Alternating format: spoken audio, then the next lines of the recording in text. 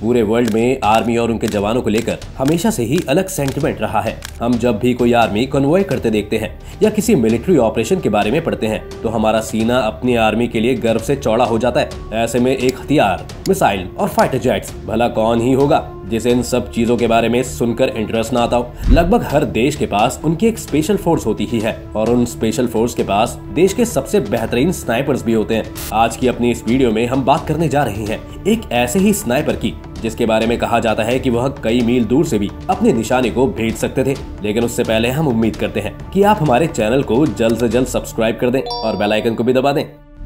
महाभारत की कहानी में हमने अर्जुन के बारे में तो जरूर सुना ही होगा कि कैसे अर्जुन ने पानी में मछली के रिफ्लेक्शन को देखकर उसकी आंख पर निशाना लगाया था। हालांकि आज के आधुनिक युग में ना तो सेनाएं तीर धनुष चलाती हैं और ना ही ऐसे तीरंदाज देखने को मिलते हैं, लेकिन इनकी शक्ल में हम ऐसे स्नाइपर को जरूर जानते हैं जो अपनी बंदूक से किसी भी निशाने को भेदने में सक्षम होते हैं। ऐसे ही एक स्नाइपर थे अमेरिकी स्पेशल फोर्स सील के क्रिस कायल। इनके बारे में कहा जाता है कि वे लगभग 1 मील की दूरी से निशाना साधते हुए अपने दुश्मन को ढेर कर देते थे।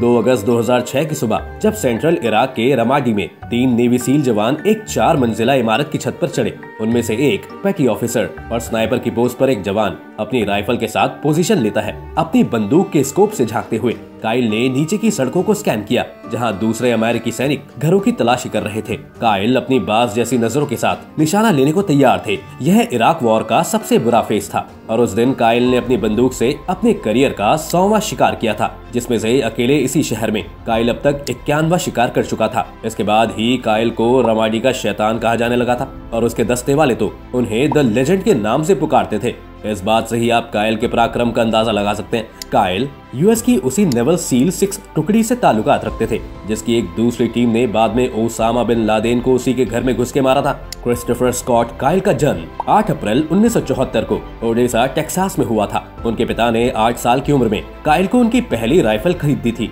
जो कि एक बोल्ट एक्शन .3006 स्प्रिंगफील्ड राइफल थी। लेकिन बाद में उनके कौशल को देखते हुए उनके पिता ने उनको एक शॉटगन भी गिफ्ट की थी, जिसके साथ ही वह दोनों हिरण, तीतर और बटेर का शिकार किया करते थे। काइल ने मिडलोथियन टेक्सास में अपनी हाई स्कूल शिक्षा प्राप्त की और 1992 में ग्रेजुएशन के बाद वो एक प्रोफेशनल बोरोंको राइडर बन गए। हालांकि वो अपने इस प्रोफेशन को ज्यादा दिन फॉलो नहीं कर पाए क्योंकि उनकी किस्मत शायद उनसे कुछ और ही करवाना चाहती थी। बताते हैं कि सील ज्वाइन करने से पहले काइल एक आर्मी रिक्रूटिंग ऑफिस में US marine corps special operation join करने गए थे, जहां एक अमेरिकी नौसेना अधिकारी ने उन्हें सील्स के लिए ट्राई करने के लिए कहा। इसके बाद उन्होंने 5 अगस्त 1998 को यूनाइटेड स्टेट्स नेवी ज्वाइन की। इसके बाद काइल ने अगस्त 2001 में सील क्वालिफिकेशन ट्रेनिंग पूरी की और सील टीम 3 में शामिल हो गए। काइल की इस प्रतिभा को देखते हुए यूएस नेवी ने उन्हें सील स्नाइपर स्कूल भेज दिया, जहां उन्होंने सीखा कि किस तरह से युद्ध कौशल के सबसे खतरनाक काम स्नाइपिंग को अंजाम दिया जाता है। साल 2004 में उन्हें फलूजा में तैनात किया गया,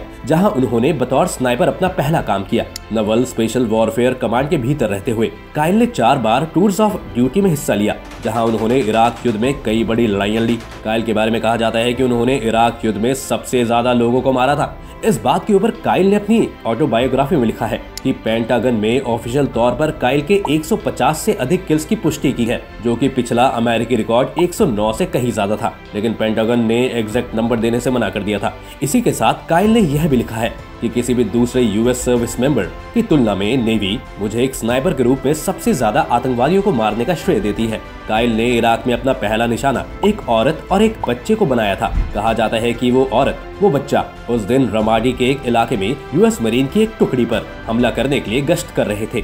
ठीक उसी वक्त काइल उस इलाके में एक छत पर दुश्मन की हरकतों पर नजर रखने के लिए बैठा हुआ था। जैसे ही काइल ने उस औरत और उस बच्चे को घर से बाहर निकलते हुए हाथ में एक ग्रेनेड थामे हुए देखा तो काइल ने उस बच्चे को अपनी गोली से शूट कर दिया। बाद में जब काइल ने उस औरत को भी ग्रेनेड निकालते हुए देखा तो क्रिस ने उसे भी अपनी गोली का निशाना बना दिया। वहीं काइल ने अपने सबसे लंबी दूरी का निशाना भी इराक में ही लगाया था, जहां उसने करीब 1920 मीटर दूर बैठे एक आतंकवादी को मारा था। स्नाइपर के रूप में काइल से अक्सर उनके हथियारों के बारे में पूछा जाता था, ट्रेनिंग के दौरान उन्होंने 4 अलग अलग राइफलों का इस्तेमाल किया था, जिससे वह जान सके कि कौन सा हथियार सबसे कारगर है। वहीं अपने पूरे मिलिट्री करियर में वो कई हथियारों का इस्तेमाल कर चुके थे, जैसे ही semi automatic 7.62 NATO MK11 sniper rifle, 5.56 NATO MK12 marksman rifle, जैसे कि एक लोअर रिसीवर M4A1 के साथ मॉडिफाइड किया हुआ था, रेमिंगटन 700/300 और .338 लापुआ मैग्नम को वही लंबी दूर की स्नाइपिंग करने के लिए पसंद करते थे। इस दौरान क्रिस 2 बार गोली लगने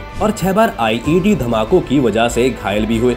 जिस तरह कायल ने अपनी गोलियों से 160 आतंकियों को शिकार किया, उसके बाद अलकायदा कायल को रमाडी का शैतान बुलाने लगी। इतना ही नहीं, अलकायदा ने तो क्रिस कायल पर 80,000 अमेरिकी डॉलर का इनाम रखते हुए यह भी कह दिया था कि जो भी कायल को मारेगा उसे अलकायदा की तरफ से इनाम में राशि भी दी जाएगी। कायल को अपनी बहादुरी के लिए कई बार अलग अलग अवार्ड से नवाजा गया, जिसमें एक सिल्वर स्टार, 4 बार ब्रॉन्ज स्टार मेडल, एक navy and marine corps achievement medal और कई दूसरे अवार्ड शामिल हैं। बाद में कायल ने साल 2009 में करीबन 10 साल नौकरी करने के बाद US नेवी से रिटायरमेंट ले ली और अपनी पत्नी और 2 बच्चों के साथ मिडलॉथियन टेक्सास में आकर रहने लगे। लेकिन गन से उनका रिश्ता अभी तक खत्म नहीं हुआ था। अपनी ऑटोबायोग्राफी में कायल ने एक घटना का जिक्र करते हुए बताया कि नौकरी छोड़ने के बाद एक बार 2 लोगों ने उसके ट्रक को लूटने की कोशिश की। कायल ने लुटेरों से कहा कि वह उन्हें अपनी चाबी लेने के लिए एक बार उनके ट्रक में वापस जाने दें, और फिर एकदम कायल वापस घूमे और अपनी वेस्ट बैंड से उन्होंने अपनी कोल्ट 1911 गन को बाहर निकाला। उन्होंने लुटेरों की तरफ गन तानते हुए पहले व्यक्ति की छाती में 2 बार गोली मारी और फिर उन्होंने थोड़ा घूमकर 2 बार फायर किया, जिससे दूसरे आदमी के सीने में भी गोली लगी और दोनों आदमी फिर वहीं ढेर हो गए। भला वो कहाँ जानते थे कि वो दुनिया के सबसे बेहतरीन स्नाइपर से भिड़े बैठे हैं। बाद में उन्होंने अमेरिकी सेना और लॉ इन्फोर्समेंट कम्युनिटीज की ट्रेनिंग के लिए बनाई गई एक क्राफ्ट इंटरनेशनल नाम की कंपनी के लिए अध्यक्ष बना दिया गया। 2012 में उन्होंने अपने इराक वॉर के एक्सपीरियंस पर एक किताब भी लिखी थी, जिसका शीर्षक था अमेरिकन स्नाइपर। कायल की इस किताब को विलियम मॉरो एंड कंपनी नाम के पब्लिशिंग हाउस ने एक ऑटोबायोग्राफी के रूप में छापा। इस किताब को लोगों ने हाथों हाथ खरीद लिया और जमकर प्रशंसा करी। अमेरिकन स्नाइपर ने द न्यूयॉर्क टाइम्स की बेस्ट सेलर सूची में 37 सप्ताह तक जगह बनाए रखी, जिसके चलते कायल को नेशनल अटेंशन मिलने लगी।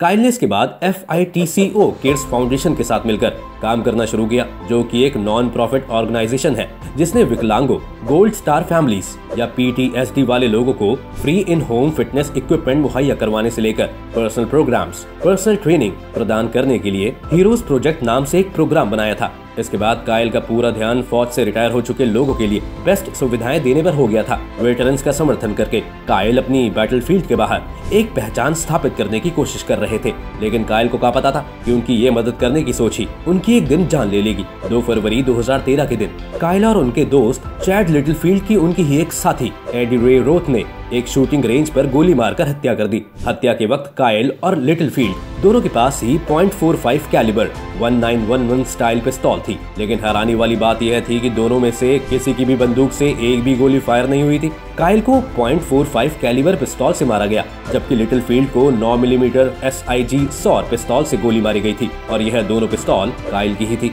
रॉथ लैंस्टर टेक्सास के एक 25 वर्षीय अमेरिकी मरीन कॉर्प के एक वेटरन ऑफिसर थे। कायल और लिटिलफील्ड ने रोथ को उनके पोस्ट ट्रॉमेटिक स्ट्रेस डिसऑर्डर को मदद करने के लिए उन्हें गन रेंज ले गए थे। रोथ लगभग 2 सालों से सिजोफ्रेनिया नाम की एक मानसिक बीमारी से जूझ रहे थे। इस बीमारी में कहा जाता है कि पेशेंट्स को हेलोसिनेशंस और फ्लैशबैक्स आते हैं। बाद में कोर्ट ने रोथ को दोषी करार ठहराते हुए उम्र कैद की सजा सुनाई थी। आज भी जब कभी अमेरिका सील्स की बात होती है तो क्रिस कायल का नाम लिए बिना शायद ये कहानी अधूरी ही रह जाएगी। हमारी वीडियो के अंत तक बने रहने के लिए आपका धन्यवाद। अगर आपको हमारी ये वीडियो पसंद आई हो तो वीडियो को लाइक करें और अपने दोस्तों को शेयर करें और हमारे चैनल को सब्सक्राइब भी कर लें।